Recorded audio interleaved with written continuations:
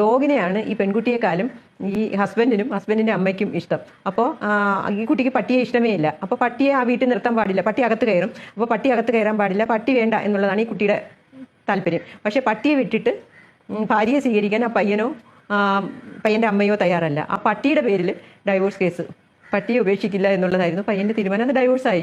നമുക്ക് കേൾക്കുമ്പോൾ ചിരി വരും, ഇത് സിനിമയിലാണോ നടക്കുന്നതെന്ന് തോന്നും. ഇതിൽ ഏറ്റവും കൂടുതൽ ലൈക്ക് ചെയ്തിട്ടുള്ള കമൻറ്റ് ഇങ്ങനെയാണ്: ഇതിൽ ചിരിക്കാനൊന്നുമില്ല, വളർത്തുമൃഗം എസ്പെഷ്യലി ഡോഗ് അത് എപ്പോഴും കുടുംബത്തിലെ ഒരു അംഗമായാണ് വളരുന്നതും വളർത്തുന്നതും. അങ്ങനെയുള്ള ഫാമിലി അംഗീകരിക്കാൻ പറ്റില്ല. അങ്ങനെയെങ്കിൽ അവളെയൊക്കെ ഡിവോഴ്സ് ചെയ്ത് കുറച്ച് പുണ്യാഹം തെളിച്ച് വീട് വൃത്തിയാക്കണം. വളരെ സിമ്പിളായിട്ട് പറഞ്ഞു കഴിഞ്ഞാൽ, എങ്ങനെയെങ്കിലുമൊക്കെ കെട്ടിക്കയറി ചെന്ന് കഴിഞ്ഞാൽ അവിടെയുള്ള കുട്ടിയെ മാത്രമല്ല പട്ടിയെ വരെ അഡ്ജസ്റ്റ് ചെയ്ത് വേണം ജീവിക്കാനായിട്ട്.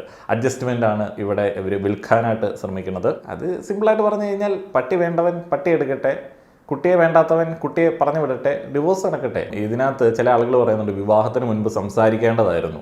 നമുക്ക് എങ്ങനെ മനസ്സിലാക്കാൻ പറ്റും? വീട്ടിലൊരു പട്ടിയുണ്ട്, ഓക്കെ, കേൾക്കുന്ന സമയത്ത് ഓക്കെ പട്ടിയുണ്ട്, നല്ലതാണ്, അപ്പം മൃഗങ്ങളോട് സ്നേഹമുള്ള ഒരുത്തനാണ്, പട്ടിയോ ഞങ്ങൾക്ക് വലിയ കാര്യമാണ്, ഓക്കെ ഞങ്ങളുടെ വീട്ടിലൊക്കെ കയറി വരും, കുഴപ്പമില്ല, എല്ലാവരും അങ്ങനെയാണല്ലോ.